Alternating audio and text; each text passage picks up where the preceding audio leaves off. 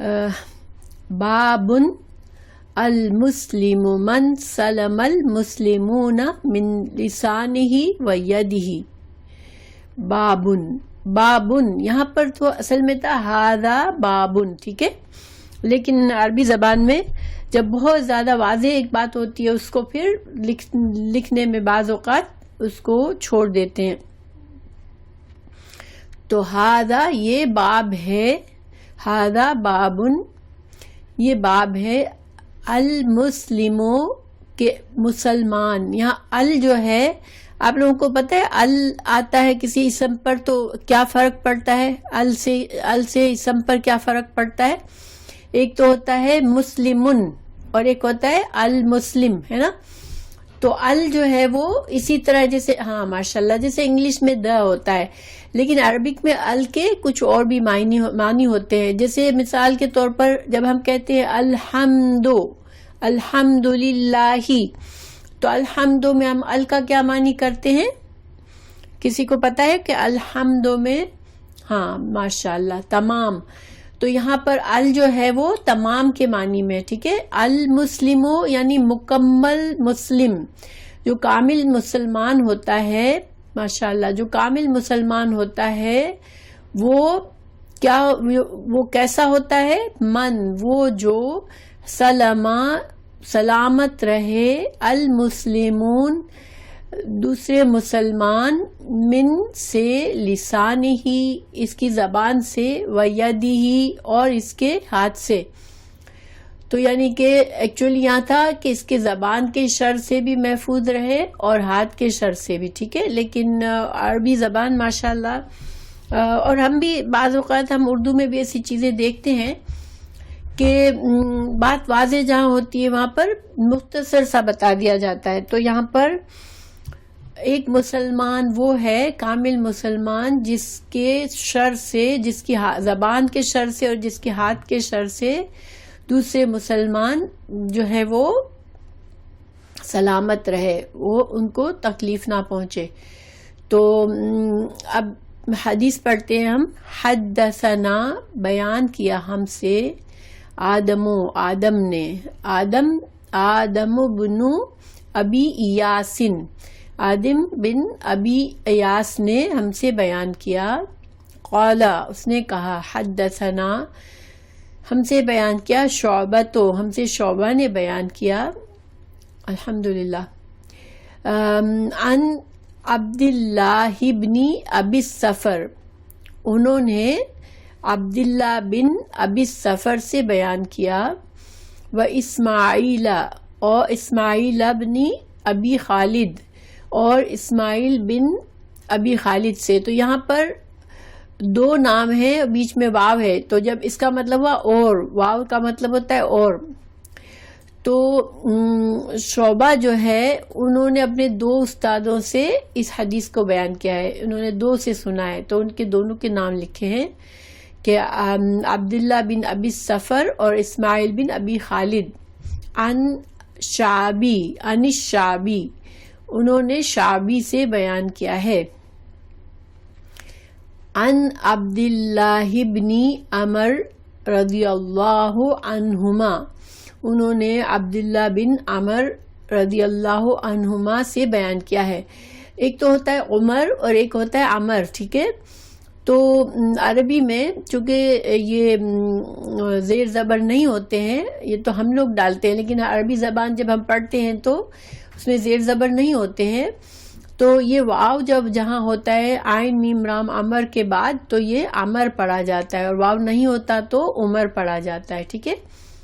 تو یہ عمر اور عمر دونوں نام پائے جاتے تھے، تو عمر کو واو کے ساتھ لکھتے تھے اور عمر کو بغیر واو کے.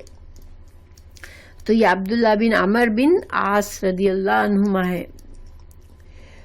اور عنہما یہاں پر تسنیہ کیوں آیا ہے؟ کسی کو سمجھ میں آ رہا ہے کہ عنہما کیوں لکھا ہوا ہے؟ عنہم نہیں لکھا ہوا بلکہ عنہما لکھا ہوا ہے. رضی اللہ عنہ نہیں لکھا ہوا ہے بلکہ عنہما لکھا ہوا ہے. کیونکہ ان کے والد بھی صحابی تھے، ٹھیک ہے، اس لیے ماشاءاللہ غازیہ. کیونکہ عبداللہ بن عمر جو تھے وہ خود صحابی تھے، تو یہاں پر اب چونکہ باپ کا نام بھی ساتھ ہے تو عنہما لکھا ہے کہ دونوں صحابی تھے.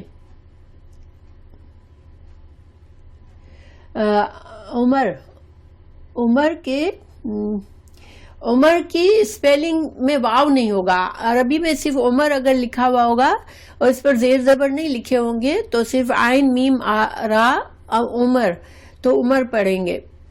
اور جب واو کے ساتھ ہوگا تو اس کو عمر پڑھیں گے. ٹھیک ہے فہمینا؟ یہ سمجھ میں آیا عمر اور عمر کا فرق؟ ہاں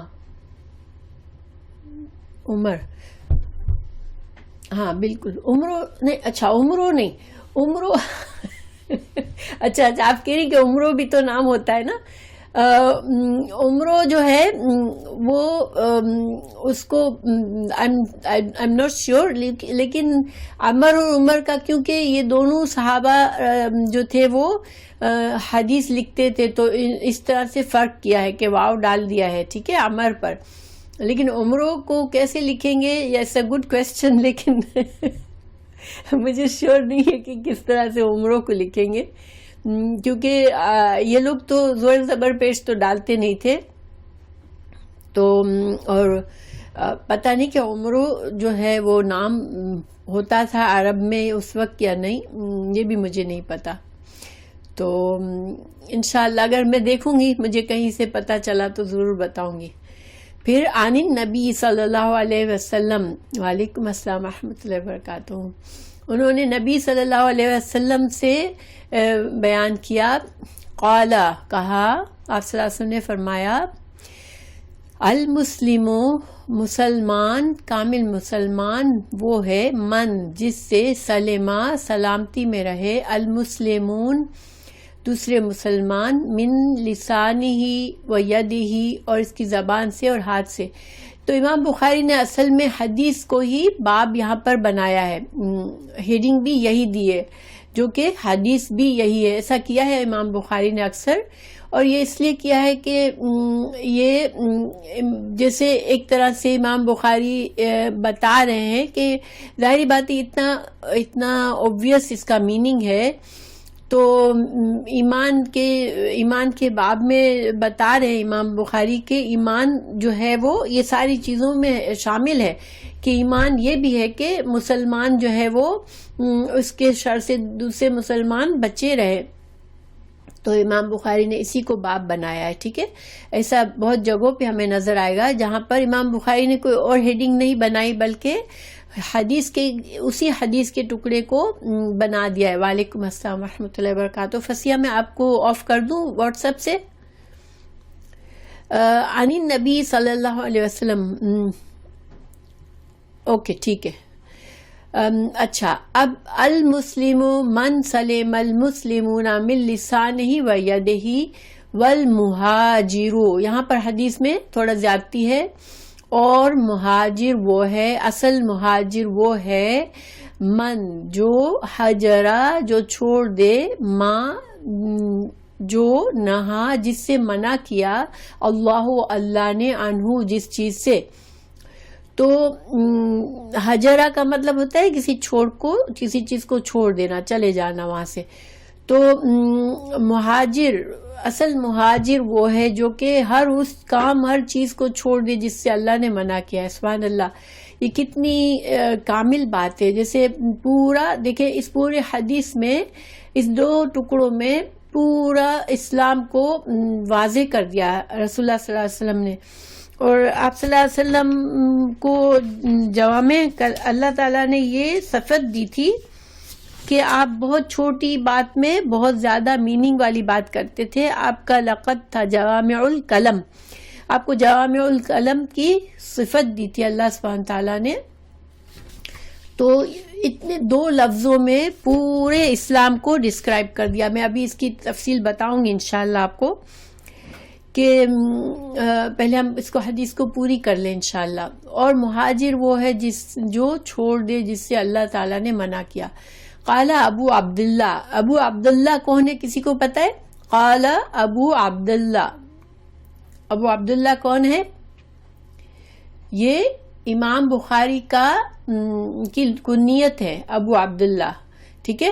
آپ کے کوئی اولاد نہیں تھی، ہاں بالکل آپ کی کوئی اولاد نہیں تھی، مگر انہوں نے یہ کنیت جو ہے لوگ بنا لیتے تھے، جب اولاد نہ بھی ہو تو بھی وہ کسی نام سے بنا لیتے تھے. تو قال ابو عبداللہ. تو امام بخاری یہاں پر مزید ایکسپلینیشن کر رہے ہیں، ٹھیک ہے. اس سند کی مزید ایکسپلینیشن کے لیے امام بخاری دوسری سند لا رہے ہیں. وقال ابو معاویہ، اور ابو معاویہ نے بھی یہ یعنی کہ امام بخاری بتا رہے ہیں کہ ابو معاویہ نے یہ حدیث اس سند سے بیان کی ہے. حدثنا داؤد، ہمیں داؤد نے بتایا، عن عامر، انہوں نے عامر سے، قال سمعت عبداللہ، کہ انہوں نے کہا کہ میں نے سنا عبداللہ سے، عن النبی صلی اللہ علیہ وسلم. تو یہاں پر دیکھیں ایک تو یہ بتائی، ٹھیک ہے، یہ بھی ایک حدیث ہو گئی، سند ہو گئی.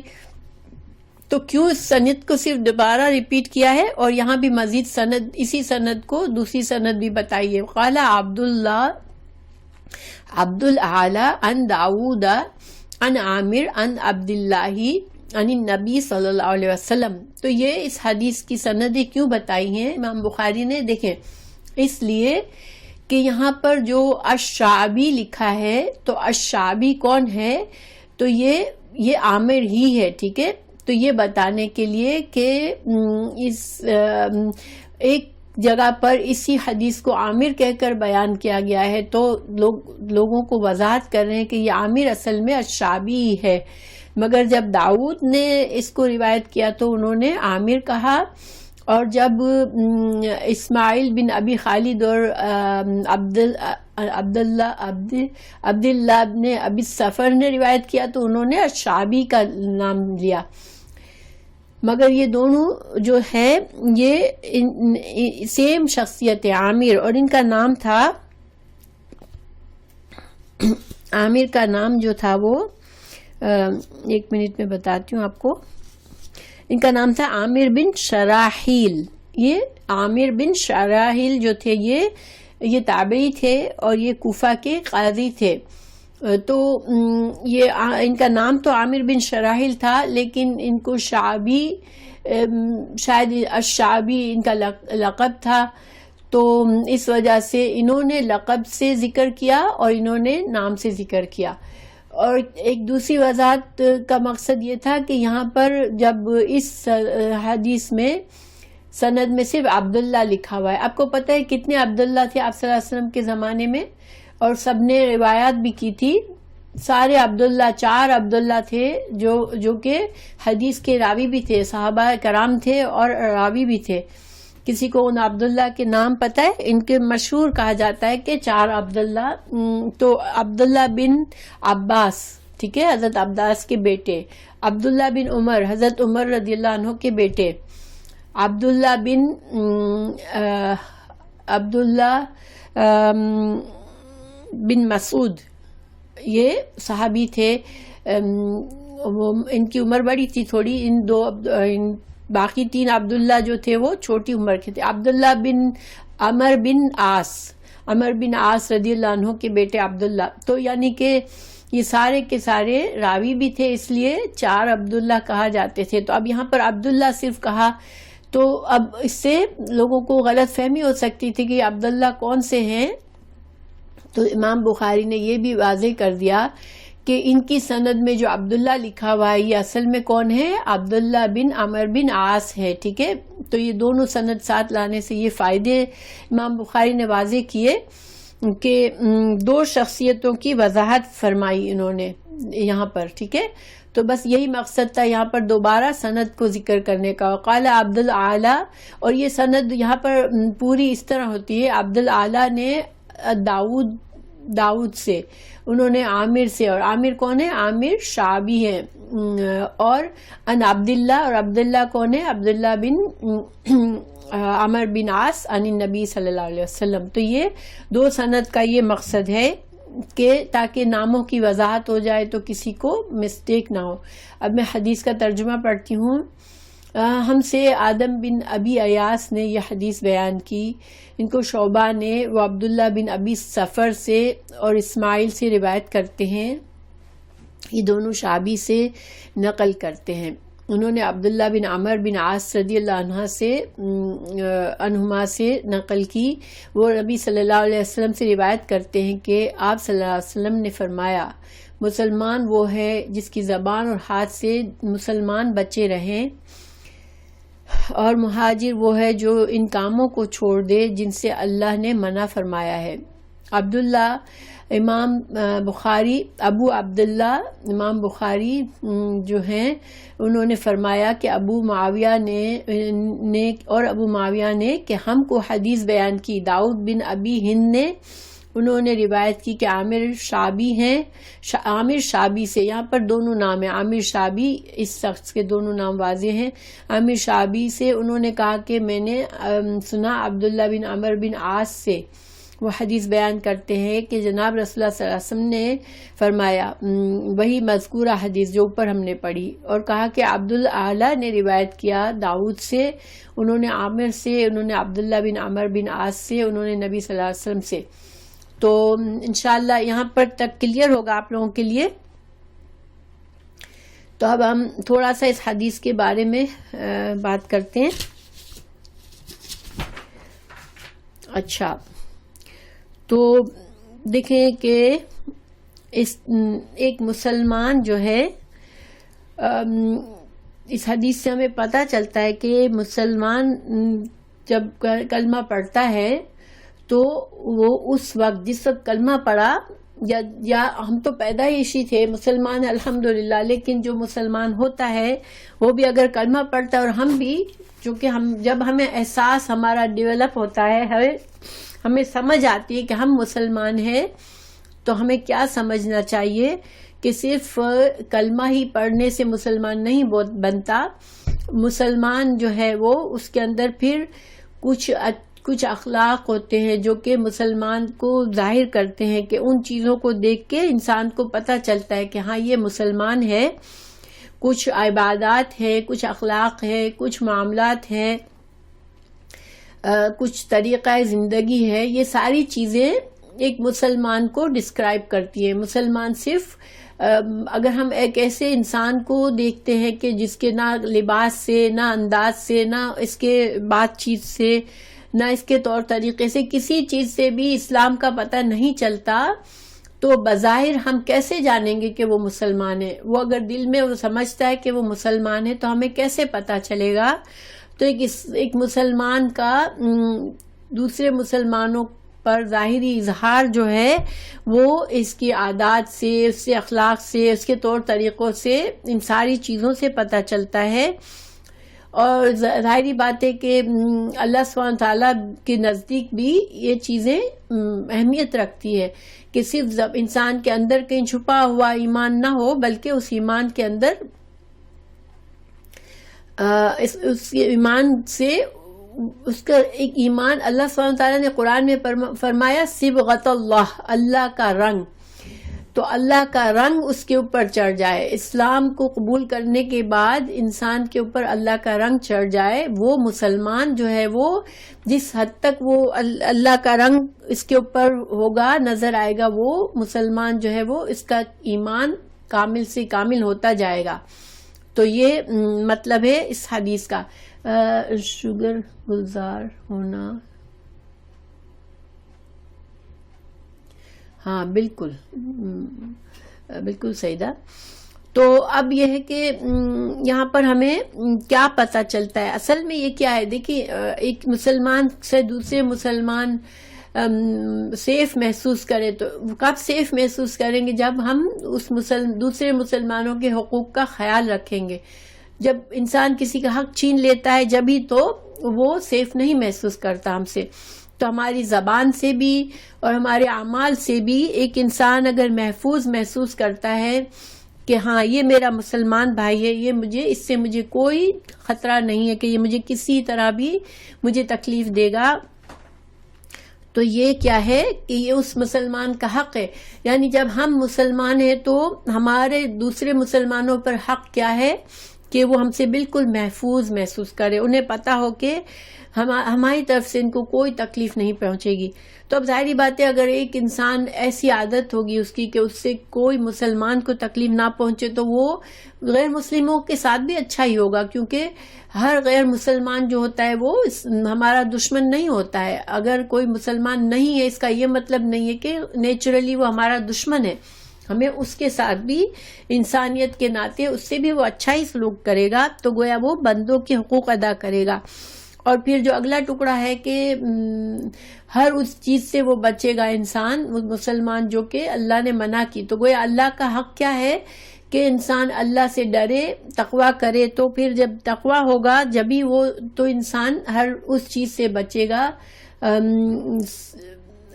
اچھا، جب تقوی ہی ایسی چیز ہے جس سے انسان اللہ کی نافرمانی کے کاموں سے بچے گا، تو اور تقوی ہی ایسی چیز ہے جس سے انسان دوسرے بندوں کا حق ادا کرے گا، کیونکہ بائی نیچر ہر انسان کے اندر سیلفشنس ہوتی ہے. اللہ تعالیٰ نے خود قرآن میں فرمایا کہ انسان کے اندر شح یعنی کہ خود غرضی جو ہے وہ ہر انسان کے اندر ہے، یہ ہماری فطرت کا حصہ ہے. لیکن اسلام کا یہ تقاضا ہے کہ ہم اس خود غرضی سے فائٹ کریں اور اس سے ہم بچے. اسی لیے تو ہجرت کہا گیا. ہجرت جو ہے وہ ایک طرح سے بہت انسان کی مشقت ہوتی ہے کہ اپنے ملک کو چھوڑ دیتا ہے، اپنی جگہ کو چھوڑ دیتا ہے اپنے ایمان بچانے کے لیے. تو گویا کہ اس حدیث کو بڑی اہمیت حاصل ہے. اس کو جوامع الکلام کہا گیا. آپ صلی اللہ علیہ وسلم کی کچھ احادیث جو ہے وہ بہت ہائی لیول کی، ان کو حدیث کو ٹائٹل دیا جاتا ہے جوامع الکلم، یعنی کہ آپ صلی اللہ علیہ وسلم کی ایسی بات جو بہت جامع ہے. تو اس حدیث کو یہ حیثیت حاصل ہے، ٹھیک ہے، کہ اس حدیث میں سارا دین آ گیا ہمارے لیے. تو اب سوال یہ ہے کہ انسان جو ہے، زبان یہاں پر پہلے ذکر کیا گیا،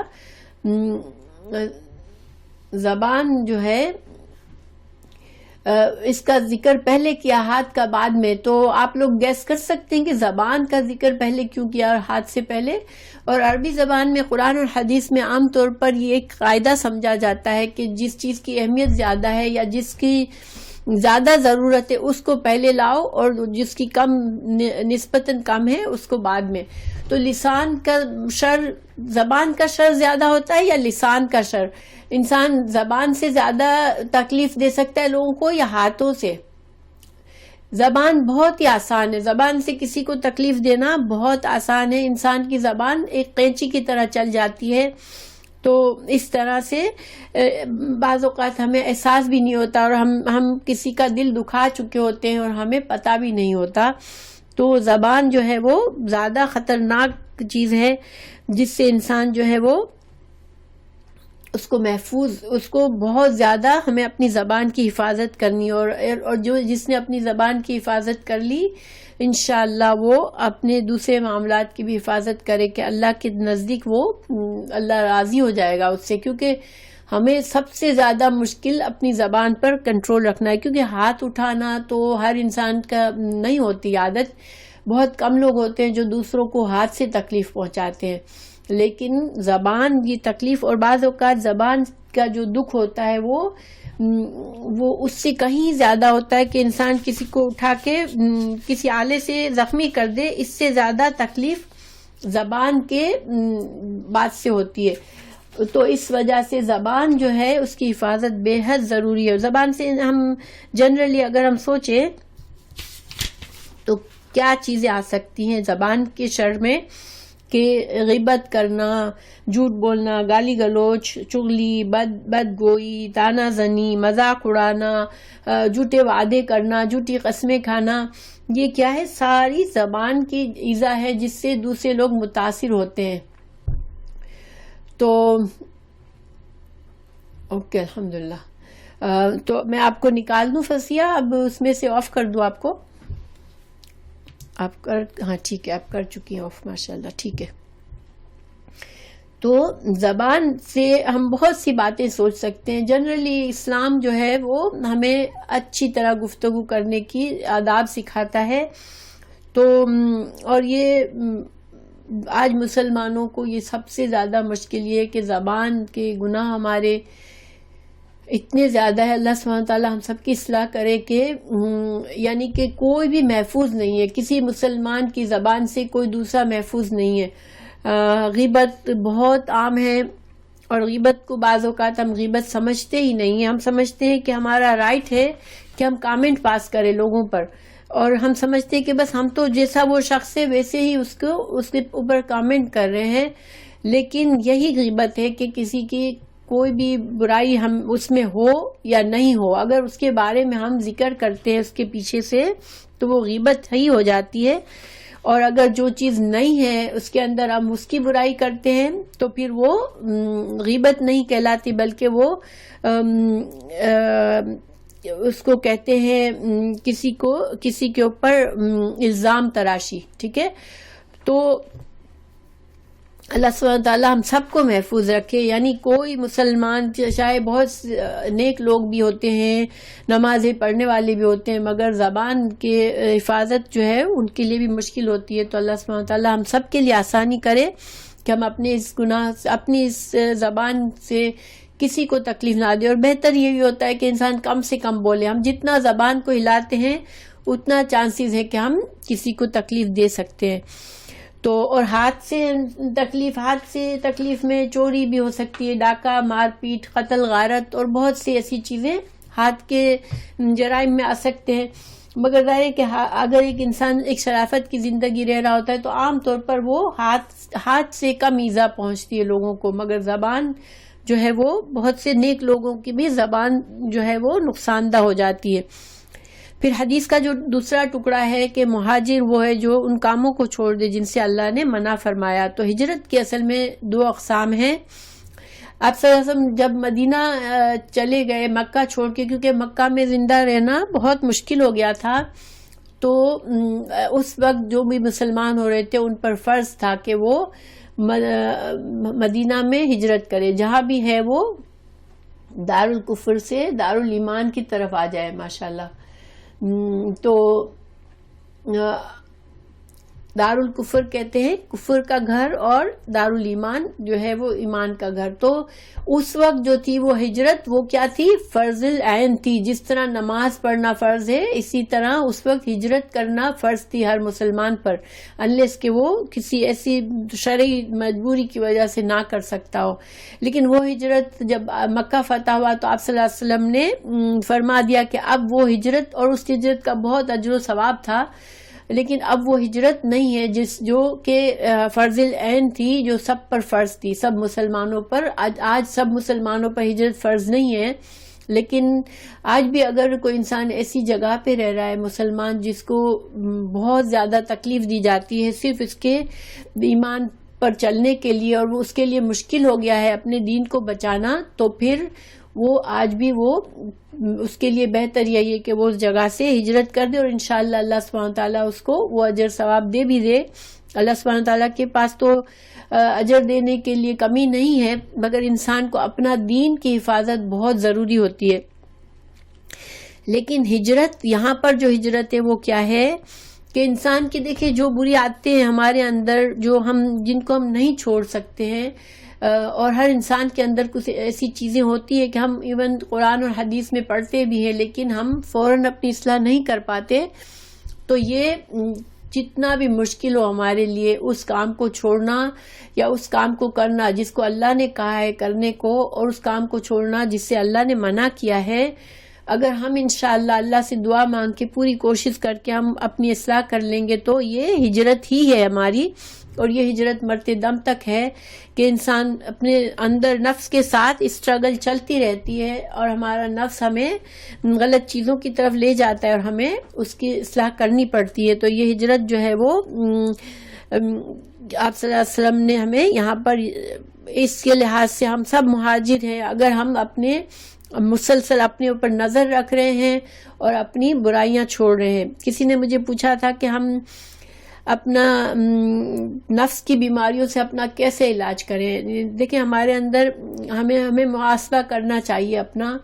ایک مسلمان جو ہے وہ بالکل غافل نہ رہے کہ میں ٹھیک ہوں، اپنے آپ سے مطمئن نہ رہے، بلکہ اپنا محاسبہ کرتا رہے کہ میں نے کہیں بھی ذرا سا بھی آپ کو لگے کسی کے ساتھ اونچ نیچ ہوئی ہے تو بھی اپنا محاسبہ کرے کہ میں تو غلط نہیں ہوں، میری کہاں غلطی ہے، یہ معاملہ خراب ہوا تو کیسے ہوا، بجائے اس سے کہ ہم 10,000 غلطیاں دوسروں کی دیکھ لیں اور دوسروں پر تنقید، ہم بالکل ٹائم ضائع کیے بغیر دوسروں پر الزامات دینا شروع کر دیتے ہیں کہ یہ کیا یہ کیا یہ کیا تو میں نے یہ کیا۔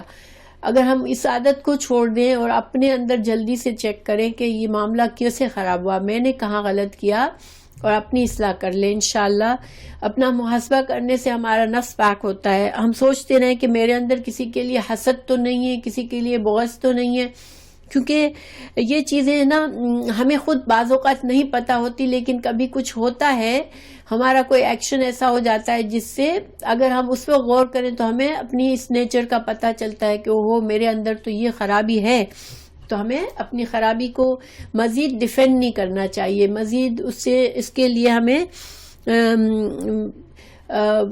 ایکسکیوزز نہیں ڈھونڈنے چاہیے کہ او یہ ہوا اور یہ ہوا اور یہ نہیں، اور میں تو ایسی ہوں لیکن اس وجہ سے میں نے ایسے کر لیا، ایسے کچھ نہیں۔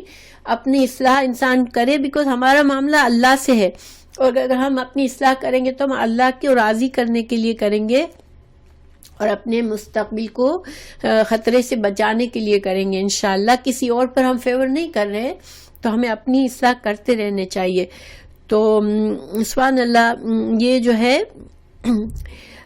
اگر انسان اللہ کا مکمل فرما بردار ہے اور اللہ انسان ایسا ہے کہ جس سے کسی انسان کو تکلیف نہیں پہنچتی بلکہ وہ دوسروں کے حقوق کا خیال رکھتا ہے، تو پھر وہ انسان ایک کامل مسلمان ہے، اور یہی پورا اسلام ہے۔ اسلام یہی ہے صرف کہ حقوق کی حفاظت کی جائے، اللہ کے حق کی حفاظت کی جائے اور بندوں کے حق کی حفاظت کی جائے، تو یہ اسلام ہے۔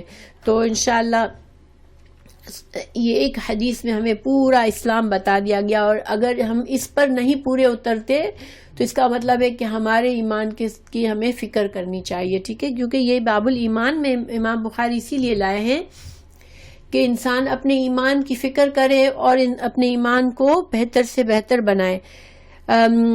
امام بخاری اس حدیث کو دوسری جگہ اپنی کتاب میں لائے ہیں، کتاب الرقاق۔ رقاق کا معنی ہوتا ہے دل کو نرم کرنے والی باتیں، اور اس میں انہوں نے باب باندھا ہے کہ گناہوں سے باز رہنا، گناہوں سے بچنا۔ تو اس کے اندر اس حدیث کو لائے ہیں، اور ظاہری بات ہے کہ یہ سارے گناہ ہی ہیں۔ اگر ہم کسی کا حق نہیں ادا کرتے، کب کسی کو تکلیف پہنچاتے ہیں، اور اگر ہم اللہ سبحانہ تعالیٰ کے احکامات اور اللہ سبحانہ تعالیٰ کی منع کی ہوئی چیزوں سے نہیں بچتے، تو یہ سارے گناہ ہی کے کام ہیں۔ تو اس وجہ سے وہاں پر گناہ سے باز رہنا اس باب کے اندر لائے ہیں اس حدیث کو۔ تو آج مسلمان جو ہے وہ سب سے بڑی تکلیف یہ کہ ہمارے گفتگو اچھی نہیں ہے، ہم دوسروں سے اچھی طرح سے گفتگو نہیں کر پاتے، جھوٹ بولنا، بد کلامی کرنا، طعنہ دینا، غیبت کرنا، چغلی کرنا، یہ سارے ان چیزوں کو گناہ سمجھا نہیں جاتا، مگر یہ سارے گناہ کبیرہ ہیں جو انسان کو ہلاکت میں ڈال دیں گے۔ ہاں بالکل، فوراً انسان معافی مانگ لے۔ دیکھیں دنیا میں ہمیں بڑی عزت ہماری ہوتی ہے ہمارے اوپر کہ ہمیں معافی مانگنا بہت برا لگتا ہے۔ ایک چھوٹے سے بچے کو بھی کچھ غلط کرے اور مجھ سے کہیں کہ معافی مانگو تو وہ نہیں مانگتا، وہ 1 گھنٹہ لگاتا ہے، اس کو سمجھانا پڑتا ہے، مگر وہ معافی نہیں مانگتا، اور بڑی مشکلوں سے وہ معافی مانگتا ہے۔ تو یہ ایک انسان کی نیچر ہے۔ انسان جو ہے وہ اپنی اس کے اندر ایک اپنا جیسے میں انا ہوتی ہے، میں ہاں، یہ انا جو ہے وہ ایک انسانی فطرت ہے، مگر اس انا سے انسان کو بچنا چاہیے، کیونکہ یہ وہ غرور ہے جو کہ انسان کو ہلاکت میں ڈال دیتا ہے۔ ہاں، ایک مسلمان کو اپنی عزت نفس ہوتی ہے، اس کا وقار ہوتا ہے، لیکن کہیں بھی گناہ سے بچنا اور معافی مانگنے میں ایک مسلمان کا وقار خراب نہیں ہوتا، ٹھیک ہے۔ اگر انسان غلط ہے اور معافی مانگتا ہے تو اس کا وقار ختم نہیں ہوتا، بلکہ اس کی عزت اور بڑھتی ہے اللہ سبحانہ تعالیٰ کے نزدیک۔ تو اس کے بارے میں بہت سی احادیث اور بہت کچھ کہا گیا ہے، جیسے کہ ظاہری بات ہے کہ یہ بہت اہم حدیث ہے، تو میں اس کے بارے میں آپ کو کچھ اور احادیث بتاتی ہوں انشاءاللہ. تو یہ میں نے آپ لوگوں کو بھیجی نہیں ہے، لیکن اگر ضرورت ہوئی تو بھیج دوں گی انشاءاللہ. تو یہ ایک حدیث ہے، اللہ سبحانہ تعالیٰ نے فرمایا کوئی لفظ اس کی زبان سے نہیں یہ صحیح پیج نہیں ہے، ایک منٹ. اچھا ہاں، اللہ سبحانہ تعالیٰ نے فرمایا، یہ سورہ بقرہ کی آیت نمبر 83 ہے، اس کا عربک ہے اس کی، ما یلفظ من قول الا لدیہ رقیب عتید. یہ سورہ قاف کی آیت نمبر 18 ہے، سورہ قاف کی آیت نمبر 18، کہ اللہ تعالیٰ نے فرمایا کہ کوئی لفظ انسان کی زبان سے نہیں نکلتا جسے محفوظ کرنے کے لیے ایک حاضر باش نگران موجود نہ ہو. گویا سبحان اللہ، ہم سب جانتے ہیں یہ چیز، ہم سب کو پتا ہے کہ ایک کرامن کاتبین ہے جو ہمارے ہر ایکشن کو لکھتے ہیں، ہر بات کو، ہمارے ایک اشارہ بھی کرتے ہیں تو ان کو بھی لکھ لیتے ہیں. اگر زو مانی اشارہ بھی کیا آنکھوں سے تو اس کو بھی لکھ لیتے ہیں، اور یہ ہم ہر وقت بھول جاتے ہیں حالانکہ ہمیں پتا ہے. دیکھیں اگر وہ فرشتے ہمیں نظر آتے نا تو ہم ہر وقت بالکل اٹینشن رہتے اور ہم ایک گناہ، ایک غلط بات بھی نہ کرتے، کیونکہ ہمیں نظر آتا کہ فوراً وہ لکھ رہے ہیں، ہم نے کچھ کیا اور فوراً وہ لکھ رہے ہیں، تو ہم گھبرا جاتے اور ہم اپنی حفاظت کرتے. اور لیکن ہمیں قرآن اور حدیث میں بتا دیا گیا ہے کہ ہمارے ہر لفظ کو لکھا جاتا ہے. تو گویا کہ ہر لفظ ہمارا جو ہے ہمارے لیے یا تو گناہ کا ذریعہ بن سکتا ہے یا ثواب کا ذریعہ بن سکتا ہے، تو ہمیں اپنی آخرت کے لیے احتیاط کرنی چاہیے. پھر اللہ سبحانہ تعالیٰ نے فرمایا وَقُولُوا لِلنَّاسِ حُسْنًا، سورہ بقرہ 83 میں، کہ ہاں بالکل پولیس جب ہمیں نظر آتی ہے، پولیس کار، تو ہم کتنا فوراً سے اسپیڈ پر نظر جاتی ہے ہماری کہ ہماری اسپیڈ کیا ہے، اور ورنہ ہم اسپیڈ کے بالکل نظر نہیں دے رہے ہوتے. لیکن جیسے ہی پولیس کی گاڑی نظر آتی ہے ہمارے قریب ہم بالکل فوراً سے بریک پر پیر جاتا ہے. تو یہ تو انسانی فطرت ہے کہ اسے پتا ہے کہ کوئی مجھے پکڑنے والا سامنے کھڑا ہے تو وہ خیال کرتا ہے، مگر ہمیں پتا ہے کہ پکڑنے والے کھڑے ہیں، مگر ہمیں اللہ تعالیٰ نے ان کو ہمیں دکھایا نہیں ہے تو ہم بھول جاتے ہیں. تو بہرحال اس کو یاد رکھنا بہت ضروری ہے. اللہ تعالیٰ نے فرمایا قولوا للناس حسنا، لوگوں سے بھلی بات کرو. تو بھلی بات کیا ہوتی ہے؟ سچی بات ہو، انصاف کی بات ہو، فائدے مند بات ہو، لوگوں کو تکلیف دینے والی بات نہ ہو یا خوشی دینے والی بات ہو. ٹھیک ہے، تو جب بھی ہم منہ کھولیں تو ہم پہلے 1 سیکنڈ کے لیے سوچ لیں. پھٹ سے منہ کھول دینا یہ کوئی عقل مندی نہیں ہے. انسان جو ہے وہ اپنی زبان کو کہتے ہیں نا کہ تول کر بات کرو، تو ہمیں تول کر بات کرنا ہمارے لیے فائدہ ہے. اگر ہم ہر وقت زبان ہماری اسی طرح جیسے والکینو سے لاوا نکلتا ہے، تو اسی طرح اگر ہماری زبان سے باتیں نکلتی رہے گی تو ہم بہت خطرے میں پڑ جائیں گے. پھر اللہ تعالیٰ نے پھر دوسری حدیث ہے یہاں پر کہ رسول اللہ صلی اللہ علیہ وسلم نے فرمایا کہ جنت میں بالا خانے ہیں، ان کی پشتیں اندر ان کے اندر سے اور ان کے باہر سے دکھائی دیتے ہیں. بالا خانہ کسے کہتے ہیں؟ جو بلند جیسے پینٹ ہاؤس ہوتے ہیں نا، اس طرح سے پینٹ ہاؤس ہیں. تو ایک اعرابی کھڑا ہوا اور اس نے عرض کی کہ یا رسول اللہ وہ کس کے لیے ہیں؟ تو آپ صلی اللہ علیہ وسلم نے فرمایا وہ اچھی طرح نرمی سے بات کرنے اور کھانا کھلانے والے اور اکثر روزہ رکھنے اور راتوں کو جب لوگ سوتے ہیں تو نماز پڑھنے والوں کے لیے. تو یہ 4 خصوصیات بتائیں جس سے جنت کے پینٹ ہاؤسز کی یا جنت کے بالا خانوں کی ہمیں بشارت ملی ہے. سبحان اللہ، اللہ ہمیں اس قابل بنائے. تو اس میں سب سے پہلی بات دیکھیں، نرمی سے بات کرنا ہے. تو نرمی سے بات کرنا بہت اہمیت رکھتا ہے. حالانکہ آج کل جو نرمی سے بات کرتا ہے اس کو سب کچل دیتے ہیں اور ہر کوئی اس کے اوپر سے چل جاتا ہے بیچارہ. خاص طور سے اگر ایک مجموعہ ہے، وہاں پر سب اپنی اپنی چلا رہے ہوتے ہیں. کہیں پارٹی میں جاؤ، دعوت میں جاؤ، ہر کوئی بول رہا ہوتا ہے اور ایک پرسن کہیں کونے میں چپ ہوتا ہے، کیونکہ وہ نرمی سے بولنے والے ہوتا ہے تو اس کی طرف لوگ بھول ہی جاتے ہیں کہ وہ بھی محفل میں موجود ہے. تو یہی وجہ ہے کہ لوگ بڑھ چڑھ کر بولتے ہیں، کیونکہ آج کا زمانہ ہی ایسا ہے کہ زیادہ بولنے، بڑی آواز سے بولنا، لوگوں کو متاثر کرنا، بنا بنا کے تکلف سے باتیں کرنا، یہ ایسے لوگوں کو تو لوگ توجہ دیتے ہیں. اور جو سوچ سمجھ کے بولنے والا ہے، نرمی سے بولنے والا ہے، باادب رہنے والا ہے، تو وہ بورنگ لگتا ہے لوگوں کو. لیکن یہ بورنگ پرسن اللہ کے نزدیک بہت ہی فائدے میں ہے کہ اس کو جنت کی بشارت ملی ہے. اللہ تعالیٰ ایسا بورنگ ہم سب کو بنائے کہ جس سے اللہ راضی ہو جائے. لوگ چاہے ہمیں بورنگ سمجھے یا نہ سمجھے،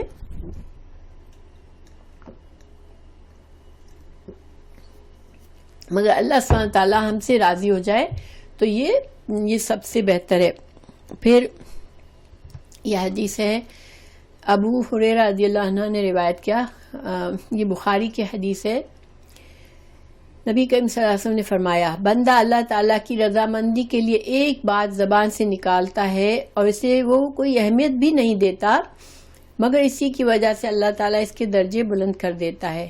اور ایک دوسرا بندہ ایک ایسا کلمہ زبان سے نکالتا ہے جو اللہ تعالیٰ کی ناراضگی کا باعث ہوتا ہے، اور وہ شخص کوئی اہمیت نہیں دیتا، لیکن اس کی وجہ سے وہ جہنم میں جا گرتا ہے. یہ بہت ہی ڈرنے والی حدیث ہے. دیکھیں، جسے ہم گفتگو میں بعض اوقات اللہ سبحانہ تعالیٰ کی کوئی صفت بتاتے ہیں، یا لوگوں کو ہمت دیتے ہیں، یا اللہ پر بھروسہ سکھاتے ہیں، یا کوئی بھی اللہ جانتا ہے، لیکن کوئی اچھی بات کرتے ہیں، مگر ہمارا مقصد اتنا بلند نہیں ہوتا کہ اس سے اللہ تعالیٰ مجھے جنت میں داخل کر دے گا. ہم بس اللہ کی محبت میں اور اس بندے کو سکھانے کے لیے یا سمجھانے کے لیے کوئی بات کرتے ہیں، اور سبحان اللہ سبحانہ تعالیٰ کو اتنی پسند آ جاتی ہے ہماری بات کہ اللہ سبحانہ تعالیٰ ہمیں ہمارے درجات بلند کر دیتا ہے اس بات کی وجہ سے. اور ہمیں بندے کو، کہنے والے کو پتہ بھی نہیں ہوتا کہ میں نے اتنی بڑی بات کہہ دی ہے کہ اللہ تعالیٰ مجھ سے اتنے راضی ہو گئے. ٹھیک ہے، وہ کہہ رہا ہوتا ہے کیونکہ وہ اپنا اس کا بلیو ہوتا ہے. اور یہ اسی وقت ہوتا ہے جب ہمارا بلیو ہر وقت اللہ کی طرف ہمارا دھیان ہو، اللہ سے ہمارا خود اپنا اچھا گمان ہو کہ اللہ سبحانہ تعالیٰ پر توکل ہو ہمارا، اور ہمیں پتہ ہو کہ اللہ تعالیٰ ہم سے کتنی محبت فرماتے ہیں، اور ہمیں کبھی بھی بدگمانی نہ ہو اللہ کی طرف سے. اوکے ٹھیک ہے انشاءاللہ. تو اس وقت دیکھیں، یہ اس وقت ہی ایسا ہو سکتا ہے جب ہم بے خیالی میں بھی بات کریں گے تو ہم ایسی بات کر جائیں گے جس سے اللہ راضی ہو جائے. کیونکہ یہ انسان جو ہے وہ اگر اس کا ہر وقت دھیان اللہ کی ناپسندیدہ چیزوں کی طرف ہوگا تو پھر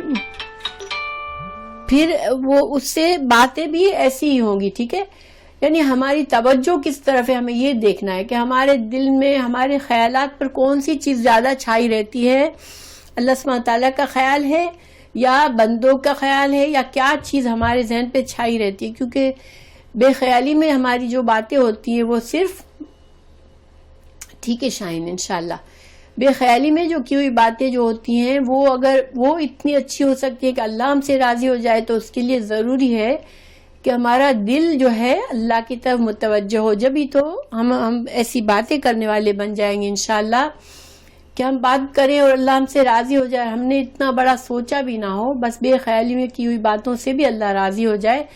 کیونکہ دیکھیں، اسلام میں دار و مدار ہمارا کیا ہے، نیت پر ہے کہ ہم نے نیت کی پھر ثواب ملتا ہے. کسی بھی نیک عمل کے لیے ہمیں نیت کرنی پڑتی ہے کہ ہم جو ہیں یہ کام اللہ کی رضا کے لیے کر رہے ہیں. ورنہ وہی کام اگر ایک اللہ کا نافرمان اور کافر بندہ کرتا ہے، لیکن اس کی نیت جو ہوتی ہے وہ صرف اپنے لیے نام کمانا ہوتا ہے، تو اسی کام پر اس کو اجر نہیں ملتا. لیکن وہی کام ایک مسلمان اللہ کی رضا کے لیے کرتا ہے تو اس کو نیت کے لحاظ سے اس کو درجہ ملتا ہے اور ثواب ملتا ہے. یہاں پر خاص بات جو سوچنے والی ہے یہ کہ بندے کی نیت نہیں تھی کہ وہ اتنا بڑا درجہ کما لے. یہ ایک بے خیالی کی بات میں بھی اللہ اتنا راضی ہو گیا. تو یہ صرف اس وقت ہو سکتا ہے جب ہر وقت ہم اللہ کی طرف دھیان ہو, ہمارا ہر وقت احساس ہو کہ میرا ہر بات, ہر کلمہ لکھا جا رہا ہے اور میرے ہر اعمال کے مجھے جواب دینا ہے. تو انشاءاللہ ہم پھر ایسے لوگوں میں اللہ تعالیٰ ہمیں بنا دے کہ ہم سے سوچے بغیر بھی ہمارے منہ سے اچھی بات ہی نکلے, کبھی بری بات نہ نکلے انشاءاللہ. تو یہ حدیث یاد رکھنے والی ہے بہت زیادہ. اور دیکھیں ڈرنے والی بات یہاں یہ ہے کہ بالکل بے خیالی میں انسان غلط کا بات کر جاتا ہے, اسے پتہ بھی نہیں ہے. پتہ ہوگا تو وہ معافی بھی مانگے گا نا اللہ سے, لیکن اسے پتہ بھی نہیں ہے اور اس نے کوئی اہمیت بھی نہیں دی اس بات کو, اور وہ جہنم میں جا سکتا ہے. اللہ ہمیں سب کو محفوظ رکھے, ایسی کوئی بات ہمارے منہ سے نہ نکلے کہ جو انسان کو جہنم تک لے جاتی ہے. ٹھیک ہے, تو یہ بہت یاد رکھنے والی اور ڈرنے والی بات ہے انشاءاللہ. اور اللہ تعالی ہمیں ایسی باتوں کو یاد رکھنے والا بنائے اور ان پر عمل کرنے والا بنائے, آمین. پھر سیدنا عبداللہ, یہ ابن حبان کی حدیث ہے. سیدنا عبداللہ رضی اللہ عنہ نے روایت کیا, رسول اللہ صلی اللہ علیہ وسلم نے فرمایا, مومن طعنہ دینے والا, لعنت کرنے والا اور نازیبہ گفتگو کرنے والا, فحش گوئی کرنے والا نہیں ہوتا.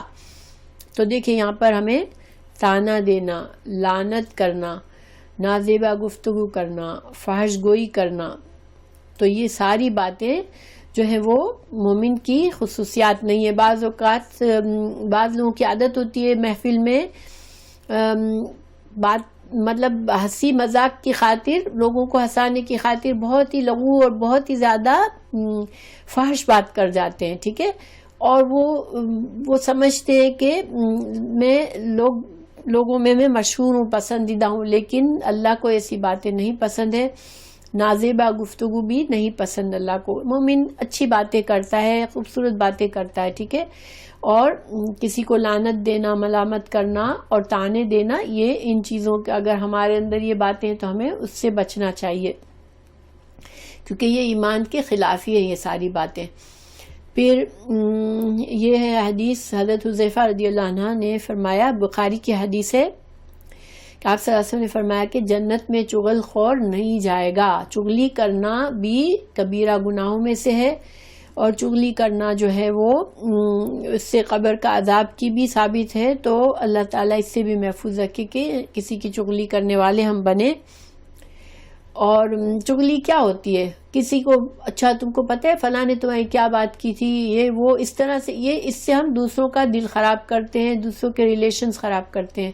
اور یہ اکثر ہوتا ہے کہ آپ کو پتہ بھی نہیں ہے, آپ کے ذہن میں کوئی بات بھی نہیں ہے, کوئی آپ کو باتوں میں بتا دے گا کہ فلاں نے تمہاری یہ بات کہی تھی, اور یہ چغلی ہے اور اس سے بچنا چاہیے. ٹھیک ہے, کیونکہ یہ بھی کبیرہ گناہ ہے. پھر صحیح مسلم کی حدیث ہے, سیدنا عبداللہ رضی اللہ عنہ نے فرمایا, رسول اللہ صلی اللہ علیہ وسلم نے فرمایا, تباہ ہوئے بال کی کھال نکالنے والے, تکلف کرنے والے. آپ صلی اللہ علیہ وسلم نے یہ بات 3 مرتبہ کہی.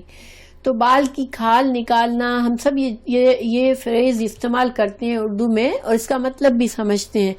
تو کسی بات کوئی اگر ہم سے کوئی بات ہو رہی ہے, کوئی کسی نے کچھ بتایا, تو اننیسیسری تفصیلات نہیں پوچھنی چاہیے ہمیں.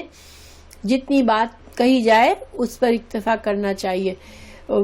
تو کیونکہ یہ بھی آپ صلی اللہ علیہ وسلم نے اس کے لیے بددعا کی ہے, تباہ ہوئے, تو یہ اس سے ڈرنا چاہیے. یہ ڈراوا دیا ہے آپ صلی اللہ علیہ وسلم نے, کیسی اور تکلف سے بنا کے باتیں کرنا. اور عام طور پہ انسان تکلف سے بات کیوں کرتا ہے؟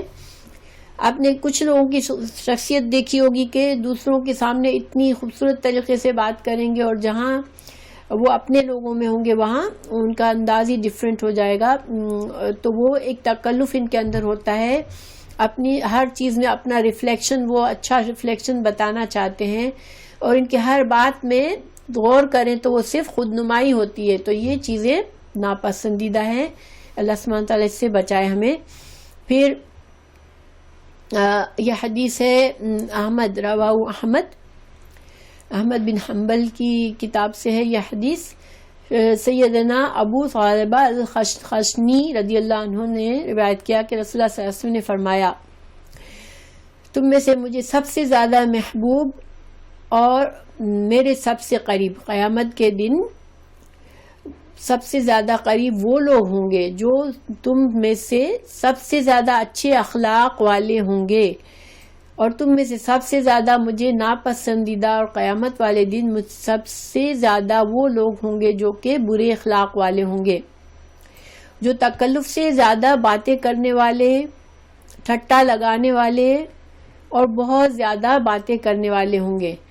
دیکھیں یہ ساری چیزیں آج کل کے لحاظ سے بڑی خوبصورت چیزیں سمجھی جاتی ہیں. ایسے لوگوں کو محفل کی جان سمجھا جاتا ہے، لیکن یہ چیزیں جو ہے وہ یہ صحیح نہیں ہے. آپ صلی اللہ علیہ وسلم کی قربت کسے نہیں چاہیے، آپ صلی اللہ علیہ وسلم کی شفاعت کسے نہیں چاہیے؟ تو پھر اپنا اخلاق انسان کو بہتر کرنا چاہیے. انشاءاللہ اللہ سبحانہ وتعالی ہمارے اخلاق کو ہمیں اچھا بنانے کی کوشش کر رہے. اچھا اخلاق میں ہر چیز آ جاتی ہے، دوسروں کے حقوق کا خیال رکھنا، نرمی اور ادب سے بات کرنا اور سوچ سمجھ کے بات کرنا، تو یہ ساری باتیں اس میں آ جاتی ہے. انشاءاللہ اخلاق، اچھا اخلاق، آپ صلی اللہ علیہ وسلم کا اخلاق جو ہمارے لیے نمونہ ہے، تو ہم آپ کی سیرت پڑھیں اور اپنے آپ کو بہتر سے بہتر بنائیں انشاءاللہ. تو الحمدللہ ہمارا آج کا سبق پورا ہوا. اللہ تعالی ہمیں یہ چیزیں سب پر صرف سننے کی حد تک نہیں بلکہ ہمارے عمل میں لے آئے ان چیزوں کو انشاءاللہ، اور ہمیں بہتر سے بہتر مسلمان بنا دے، ہمارے ایمان کو اللہ تعالی مضبوط کر دے. تو جزاک اللہ خیر. میں نے سوالات بھی بھیج